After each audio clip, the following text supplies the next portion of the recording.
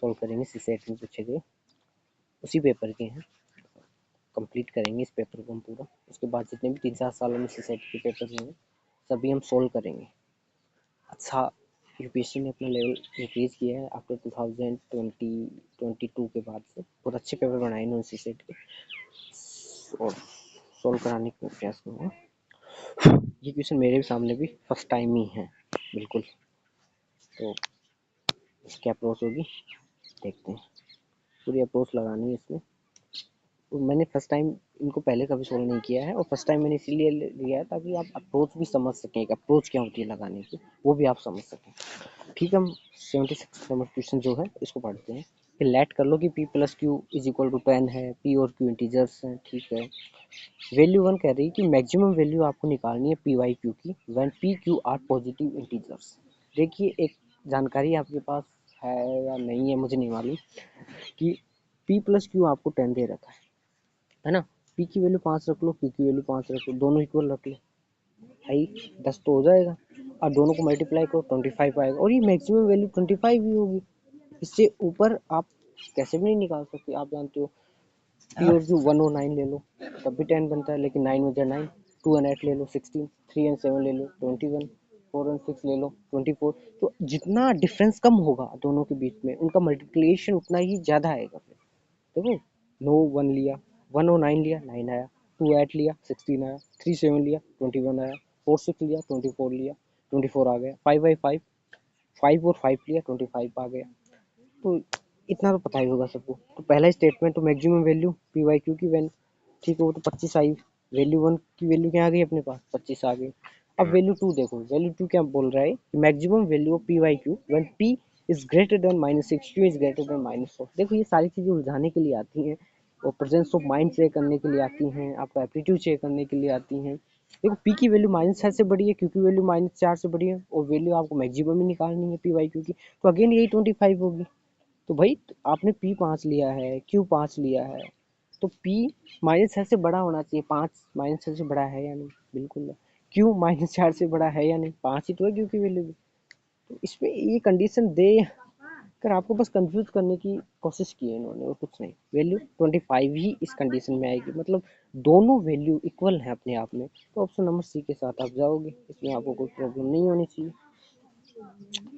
अब question number 78 पर हम डिस्कशन कर लेते हैं।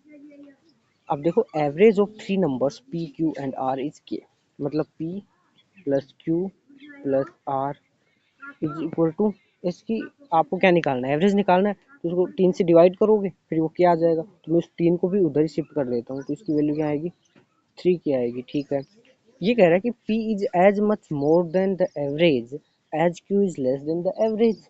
तो भाई ये कह रहा है कि P जो है एवरेज तो यहाँ की है, is as much more than the average, मान लीजिए वो K है, K तो इसका एवरेज है और ये से अक्स ज़्यादा है। ठीक है, और ये कह रहा है than the average as Q is less than the average, Q है वो एवरेज से उतना ही क्या है लेस है, माइनस P और Q की वैल्यू कितनी होगी, दोनों को ऐड कर दो 2 के, अक्स से अक्स तो कट ही जाएगा।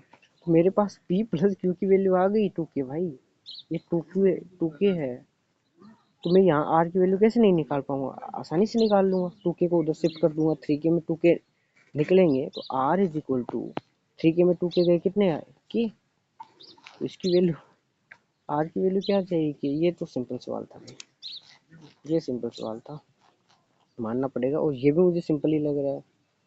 79 वाला भी, ये भी काफ़ी सिंपल क्वेश्चन है कि अक्स एक रियल नंबर है, ठीक है, और 0 से 1 के बिटवीन है, ठीक है, तो कौन से स्टेटमेंट करेक्ट है। देखो ये तो सबको मालूम है कि 0 से 1 के बीच में है तो पॉइंट्स में होंगी, जो 0.25 ले लेते हैं हम, ठीक है। अब इसका स्क्वायर है वो 0.625 आएगा, और उसकी क्यूब करोगे तो वो कुछ बड़ी आएगी। अब जित पॉइंट्स में जितनी बड़ी वैल्यू होगी वो उतनी छोटी होती है ना, तो ये स्टेटमेंट सही है।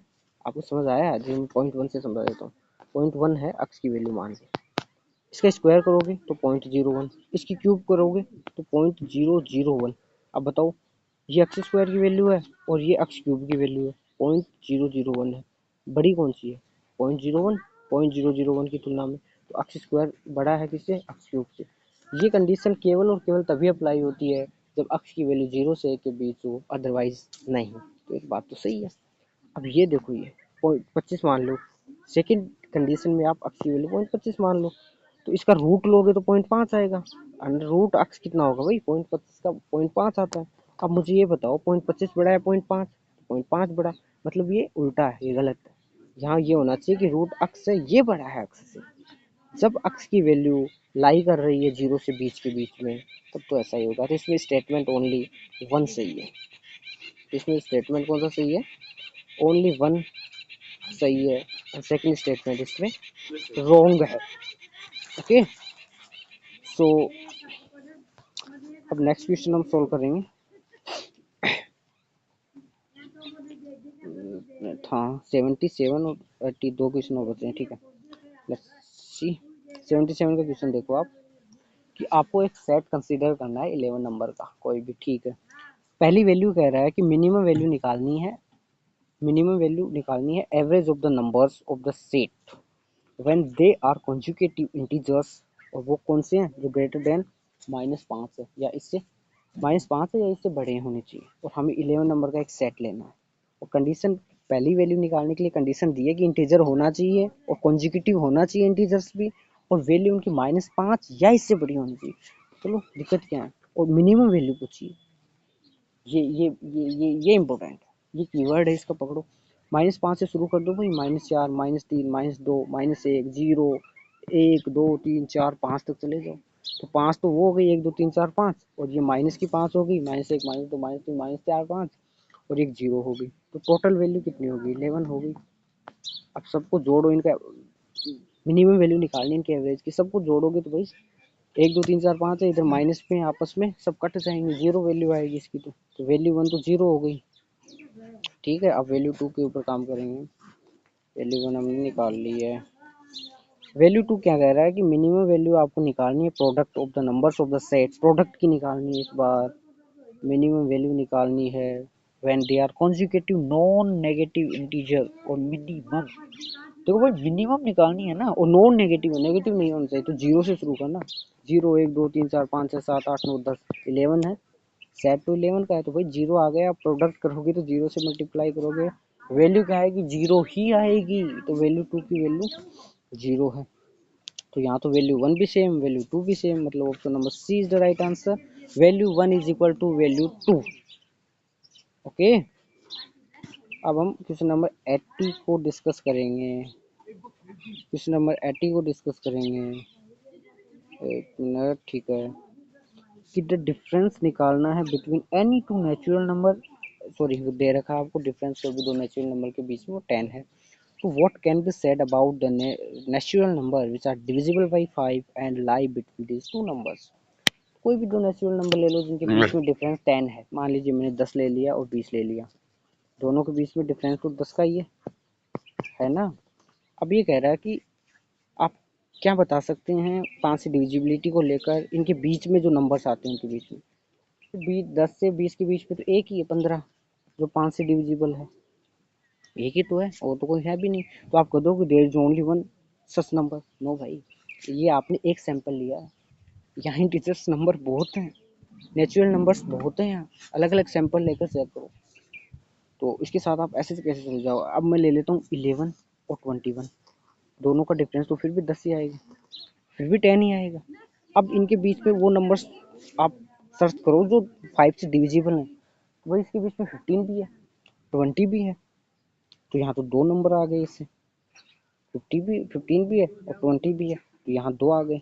तो आप तो ऑप्शन नंबर 2 के साथ भाग जाओगे कि there are only 2 such number है। अगर ऐसा ही है तो फिर 20 और 10 इसके बीच में एक ही क्यों है, यहाँ तो एक ही है। अरे, तो आप न तो ये कह सकते कि ओनली सच नंबर है, और न आप ये कह सकते कि ओनली 2 ही है।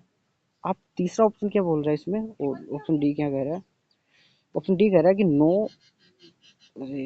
नो सच नंबर एग्जिस्ट। भाई नंबर तो एग्जिस्ट करते ही हैं, 15 आया है इसमें, 15, 20 आया है, ऑप्शन डी तो नहीं है, ऑप्शन सी सही है फिर। There can be more than one such number, one such number, more than, minimum one तो होगा ही होगा, भले आप कैसे ही खोज लें, है ना। कैसे ही कोई भी सैंपल लेकर देख लीजिए, वन तो होगा ही होगा, लेकिन कुछ केसेस में टू भी हो जाएगा। मैंने दोनों केसेस आपके सामने डिस्कस किए हैं, तो ऑप्शन नंबर सी है। देखो सीसेट की मैथमेटिक्स के या फिर जो भी ये इंटेलिजेंस, जनरल इंटेलिजेंस से संबंधित क्वेश्चन पूछते हैं, उनमें सबसे बढ़िया बात ये है कि ना आपको फॉर्मूला यूज लेना है, ना कुछ शॉर्ट ट्रिक्स आपको याद रखनी है, बस अपना एप्टीट्यूड